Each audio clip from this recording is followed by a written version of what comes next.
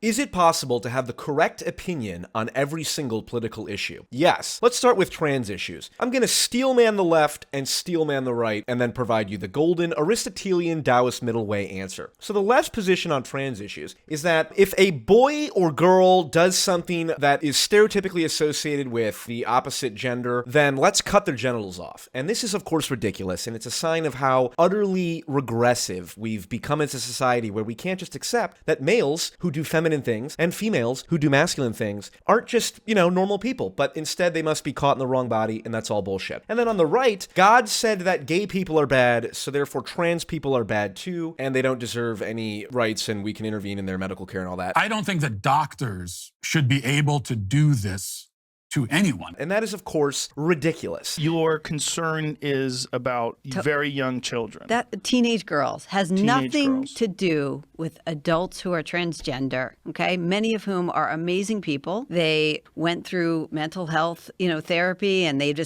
made this decision. They suffered with discomfort in their bodies from the time they were young. And as adults, they made a decision to transition. Fully support them. Has nothing to do with my book. And so what is the enlightened centrist correct answer? Adults can give informed consent and kids cannot. All right, next up is abortion. So to steelman the left, basically they want to be able to kill as many fetuses as possible right before they're born to engage in Satanism. It's honestly pretty disgusting to see women celebrating and making jokes about how they're like on their third or fourth abortion, because for any woman who's actually undergone abortion, 99% of the time it's actually quite a emotional and traumatic experience. Not really cool to make fun of it and celebrate it and be all satanic with it. And then the right position is that the moment a sperm fertilizes an egg, that is literally a human being. Therefore, the intentional termination of that life is actually first-degree murder, which would technically be worse than second-degree murder. So a 19-year-old girl who takes an abortion pill has committed a worse crime than someone who has killed someone at a bar fight out of anger. That's pretty ridiculous in my opinion. So what is, of course, the correct opinion, the enlightened centrist opinion? Don't terminate a living human life that can be reasonably expected to feel pain. That's somewhere between, 12 to 15 weeks, which is basically what I think it is in most European countries, which seems pretty reasonable. And I won't go into why the feeling of pain is a precondition for consciousness. Just watch the first season of Westworld. It's quite self-evident.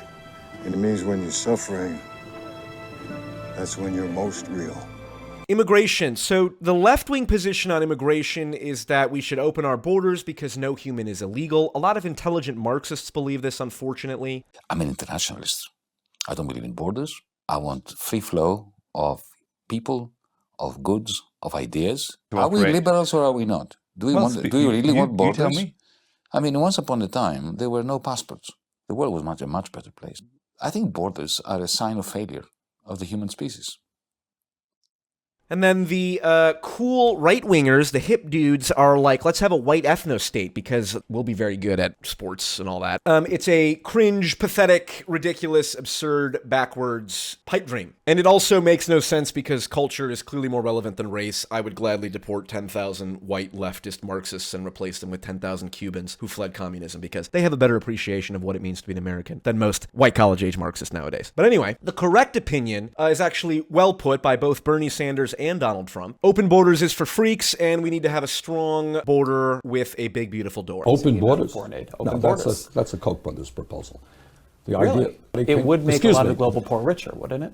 And it'd make everybody in America poor. Then you're doing away with the concept of a nation state. By the way, I want people to come in. I want tremendous numbers of people to come in. And we're going to have that big, beautiful door in the wall. But you know what? They have to come in through a process. They have to come in legally. This is a country built on immigrants. We are centered around ideas, not ethnicity. So let's welcome the best of every other country, and then we will remain America #1, baby. Okay, climate change and energy policy. So the left believe that we're going to die from climate change, which is absurd because we are far more likely going to die from artificial general intelligence. So I wouldn't worry about the climate change. And the right just love natural gas, and they literally say, let's put more CO2 in the atmosphere, which is absurd. People like Bjorn Lomborg and Steve Koonin and others recognize that CO2 emissions are a problem, but they're not end of the world level problem. So what's the proper enlightened centrist response to this? Well, rapid adoption of nuclear energy, particularly SMRs, small modular reactors. These would be the nuclear reactors that power aircraft carriers and nuclear submarines. It's pretty difficult to stand up giant nuclear facilities, but if we focused on the SMRs and allowed individual states and municipalities to invest and develop them, then I think we would actually get to a point of low emission and energy independence relatively quickly. It's just common sense, everyone. Israel versus Palestine. Ooh, let's skip that. Guns. The left says no handguns, guns are evil, let's just neuter everyone, basically. That's, of course, ignorant because it's only the law-abiding citizens who you could take the guns away. They're here to stay. It just is a reality. And then, of course, on the right, they get a little freaking weird where they're like, actually, no restrictions whatsoever. Let's let George Soros own 10 RPGs and 15 tanks because government imposing regulation is somehow evil. Laughable and pathetic as usual. The correct response being, let's have a well-regulated militia. My peasants are turning into militia. We have the right to bear arms, although there should be some reasonable level of background checks. I feel like if you own a gun, you should be required to know what circumstances you are allowed to use that gun. So if you come across someone committing a robbery, are you allowed to shoot them immediately? Do they have to threaten your life? It seems like it would be a good idea for that to be required, but still allow people to own guns regardless. As far as like AR-15s go and stuff like that, should they be illegal? Maybe, but again, large-scale shootings can occur with handguns, so I just don't necessarily see the obvious practicality of that. But point is, the enlightened centrist recognizes that line is a gray line and it's up for debate. Healthcare. The left believes that everyone is entitled to basically an infinite amount of healthcare and they have no personal responsibility in figuring out, well, maybe should I have to pay for this if I'm the cause of it. The right takes a odd approach, which is let's just tie our ability to get healthcare to our corporate overlords and just if you have insurance through your work, then you're fine. If not, you're screwed. That seems like a bad idea. In my opinion, we as a society have a collective interest in ensuring that if you're walking down the street and a tire flies off from a car, nails you in the back, that should not make you go broke for the rest of your life, right? But you do have some responsibility in paying for the consequences of your own actions. And so the enlightened centrist position is something like a high deductible backstop plan for emergencies that everyone pays into. I know the libertarians look a little bit cringe about that, but you know,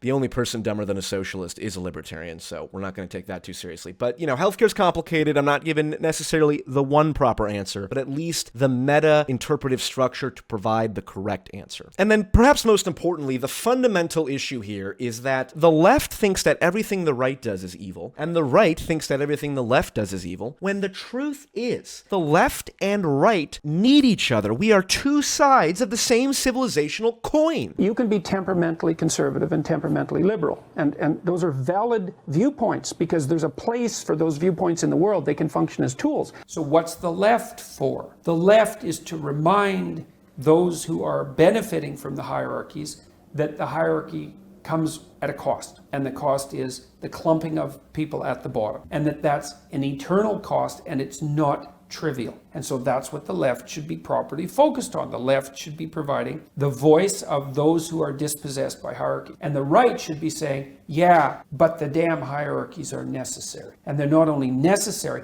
but they're also productive. Then the left says, yes, but they tilt towards tyranny and they can be occupied inappropriately by people who are playing games of power. Fair enough, the right has to take that into account. The hierarchy can rigidify and is likely to do that, and it can be taken over by people who are corrupt, and that's likely to happen. But it's okay because the dialogue could work out.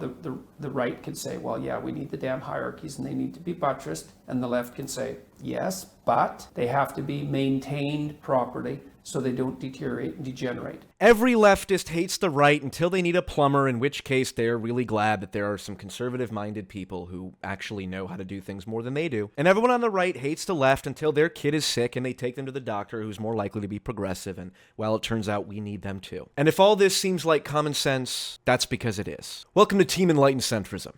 Good luck, and Godspeed.